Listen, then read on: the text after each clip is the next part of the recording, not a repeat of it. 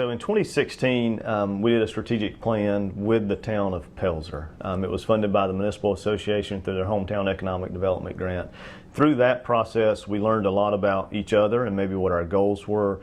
And for us in West Pelzer, we really wanted the market study. And that market study is what helped us go to some of these local businesses or future local businesses and kind of entice them to come into the city. We also started our facade grant program as part of that in 2017.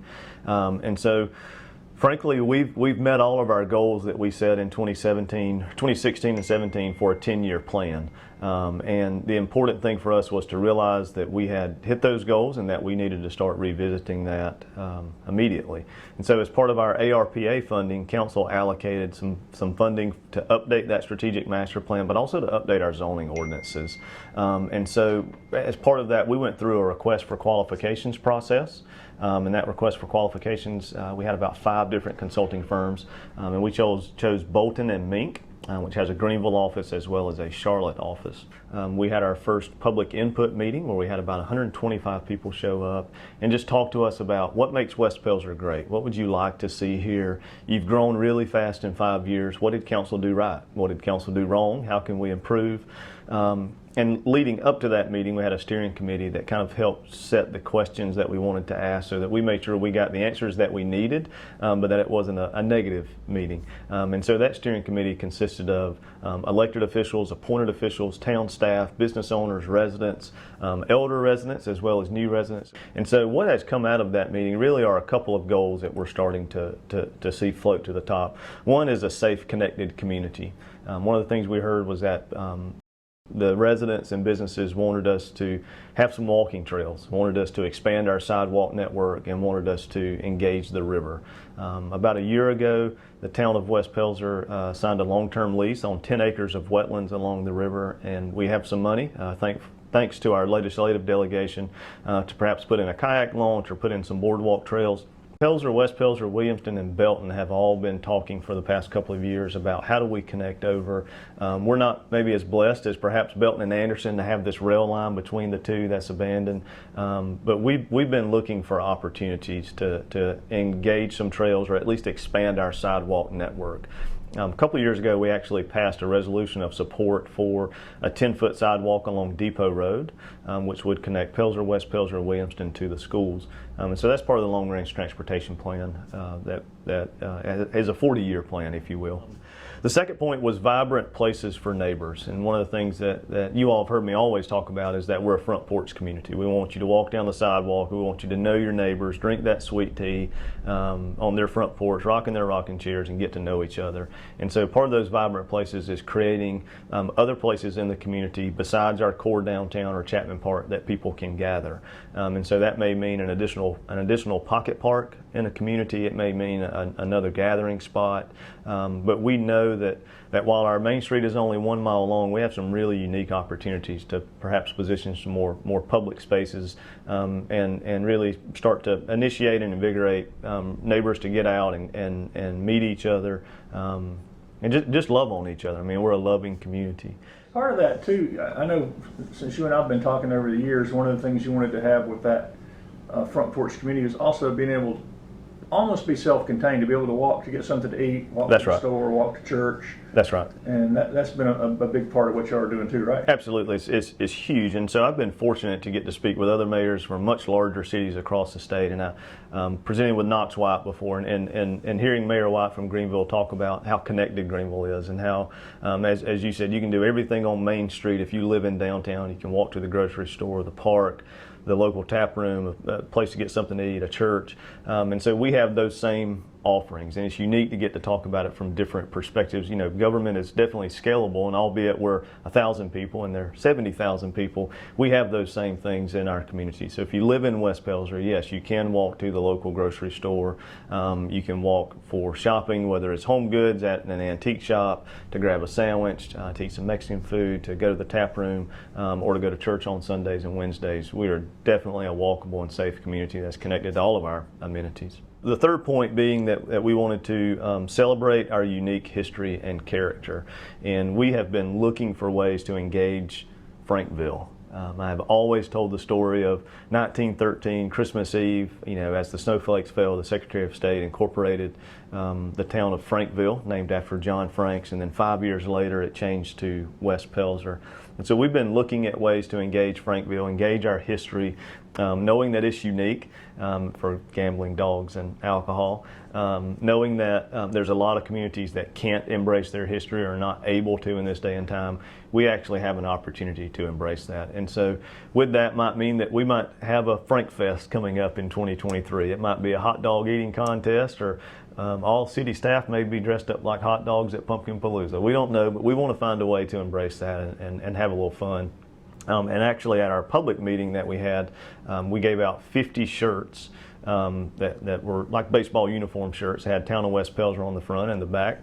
It had number 13, and the name on the back was J. Franks. And so that was kind of our first initiative to introduce people to, hey, perhaps John Franks was a really cool fellow. Perhaps he was a pioneer for rural communities, and perhaps we need to embrace Frankville. Not suggesting that we would change the name of the town or do anything like that, but perhaps we have a Frankville Crossroads, or perhaps our next park is named after John Franks. Again, just to introduce that history and let people know that we're not just a thoroughfare to connect 385 and 85. We're actually a loving community that is connected and will embrace our history. At the start of this process, council allocated funds for Tranche 1. Tranche 1 was, all new radio red meters for water efficiency. It was the master planning process. And so as we start to look at the second tranche of funds, we're going to use this master plan to help us implement those next components of it. So the town owns some property throughout town that we could perhaps leverage to have additional park spaces. We did do some beautification along Main Street with a new streetscape in our local business district, so we may be expanding that streetscape. And then the main thing, and I never thought West Pelzer would have this problem, is that we have a parking problem on Thursday, Friday, and Saturday. We're kind of a weekend community, and we're okay with that. But it's not uncommon at lunchtime on a Thursday or dinner time on a Friday to not be able to find a parking space. And so we're looking at opportunities perhaps to partner with the local churches or to purchase some property that would allow us to expand our parking. The final thing out of the ARPA funds that council has directed me to look at as part of our vision, and hopefully this master plan reinforces that, is to lower speeds along Main Street, and not necessarily to reduce the amount of traffic, but to improve the safety with the traffic as it currently stands. And so we're looking at, can we do on-street parking for all of Main Street? Removal of the bike lanes would mean that we need to make sure that we have a connected system somewhere else. And so if we have plans for an off-street pathway or neighborhood greenway through the neighborhoods, perhaps we can remove the bicycle lanes off of Main Street and have on-street parking. It's always best if we start talking about 2016. So in 2016, we had 0 businesses in our downtown, and that was council's push, and my push as a vision was to make sure that we filled up our downtown core, albeit the size of an electronics department in Walmart is small. We wanted to have it filled up. And so our new businesses that we've welcomed this year are Baby Sumo at 26 Main Street, Cotton Duck Cafe at 19 Main Street, and then we just cut the ribbon for a grand opening for Don Jose's located at 78 Main Street. So we have a wide variety of restaurant offerings now with... You went from no food to... We went from no food to all food, which is great. Cotton Duck Cafe is your sandwiches and coffees. This winter they'll have soups. Baby Sumo is your hibachi Japanese cuisine. Milltown Place is your meat and three, and then Don Jose's is Mexican food. So we're super excited that all of them are here, and they're doing extremely well. And you've got a barbershop? We do. We have A1 Barbershop, which is a gentleman's barbershop, so you can get your shave and a haircut and a hot towel. They stay booked out a lot, so make sure you visit them on social media to book online. They have a note in there that says if you're a walk-in, you could wait up to 4 hours for a haircut or a beard shave. So they're extremely busy. They have 5 different barbers, and it's owned by a Latino family that's local to the area that has lived here for a while. So we're super excited that they're here. And your Lincoln Tap Room is about to celebrate their 3rd year, and that's been a big part of what's going on here. It has been, and so the tap room, which is owned by my parents, Rick and Denise Sanders, they've really invigorated the community with live music and additional food trucks that complement our food offerings. And so, yes, September 24th, they celebrate their 3rd year anniversary with a band, a food truck, axe throwing, and they're unveiling a Lincoln Tap Room beer, the Honest Abe Pale Ale, that's made by Good Times Brewing in Greenwood. The other thing that's unique about West Pelzer over the past few months is that we've noticed that there's some people in town that perhaps come to our local restaurants, or that you hear them talking, and they're not from here. They're from out west, or you hear them talking about they're traveling to Clemson for the weekend, or they've got a meeting in Greenville. And so it started having just some intercept surveys with them, just some casual conversations. We found out we have a good many Airbnbs popping up in West Pelzer, which is unique again to our community, that in the fall time you can jump on Airbnb's website and you can see that we have 4 or 5 offerings in West Pelzer. And one that's going to be coming on is just outside of city limits, one property out, but is the Grove at Dalrymple. And so it will be an Airbnb and bed and breakfast at a 100-year-old Century Farm, which was former the Dalrymple place. So we're super excited to see people staying in West Pelzer for a night, because that means we can capture them maybe shopping in the evening, or perhaps having their drink of choice, eating dinner. They stay the night, and then that next morning before they leave, we know that they're going to visit the coffee shop, or they're going to visit, have breakfast at Milltown Place. And so we're starting to see our hospitality tax increase just because of having those Airbnb places to stay at, to capture them for one night. We're hopeful that the county is collecting that accommodations tax off of those, and able to distribute that across the county as well. But the hospitality tax is important, right, for you guys? Yes, hospitality tax is very important for us. We started in 2008, I believe it was, and even during COVID, we started to see a slight increase, and then post-COVID, it has just went straight up, which is great for us because we recently paid off all of our debt. So we have no more sewer debt, we don't have any hospitality tax debt, we don't have any water debt, which means we're able to actually use those funds as they're intended to be used, which is parks, recreation, and tourism. That's why we had additional funds this summer to do summer jams, which was the last Friday of every month, June, July, and August. And we'll continue to have those sort of events as long as hospitality tax continues to increase. As we started to look at kind of our market and our demographics and when do we see the influx of traffic, we obviously noticed that 7 times a year when God shines on Clemson University and Death Valley, that we have an influx of traffic. So we want to make sure that we have our best foot forward during those weekends, but our fall is our season to shine. And so beginning October the 1st, we have our 6th annual mile-long yard sale. So it's a great event for everyone in the community. Highway 8 will be just full of yard sales in people's yards. We'll be announcing online some public spaces that people from out of town can go and set up. Or if you know someone that lives in West Pelzer, please contact them, ask them, can you set up in their yard?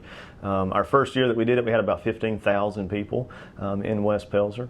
I will go ahead and say that October the 1st is a home game for Clemson, and so be patient as you drive through town. It will be extremely busy. There will be a lot of people out walking, biking, riding golf carts along with that Clemson traffic. October the 15th, we have Westie's Vintage Market. That's put on by Westie's Antiques and Vintage Heirlooms. It's a private event. It has about 40 antique vendors that set up in Chapman Park. October the 22nd, we have Farm Days, which is put on by the Future Farmers of America and the Farm Bureau. And so you'll be able to come out and meet your local farmers, buy some local produce, touch a tractor, ride a tractor. It's just a great family event. And then October the 29th from 6 to 8, we have Pumpkin Palooza. So we'll have about 7 different churches, the town, fire department, police department, EMS. We'll all be giving out candy to those that are dressed in costumes. So line up early. Again, it's from 6 to 8. And then the first weekend in December, we have our annual Christmas parade where we partner with Pelzer. So we're super excited about that. We've already heard some rumblings from some of our local businesses that Santa may be making a stop back through, perhaps in Cotton Duck Cafe or in Baby Sumo, just to have some one-on-one time with the kiddos before he heads over to Springwater Park. And you are the only night parade in Anderson County, right? We are the only night parade, and so we started that 3 years ago as a way to kind of celebrate or partner with Pelzer and what they had done throughout the decades with the Christmas lights and the light people. We thought it would be a great way to show kind of our solitude together, that we wanted to look towards the future, but we wanted to have something at night. The three Amigos never want to step on each other's toes. I will never have a huge event the fourth weekend in August. That's time for the Spring Water Festival. We may have a smaller event that complements, but we'll never do anything like that. And so Mayor Burgess and I have talked, and Mayor Ragland and I have talked as well. That's Williamston's time to shine. They have a beautiful park that's immaculately decorated for Christmas time.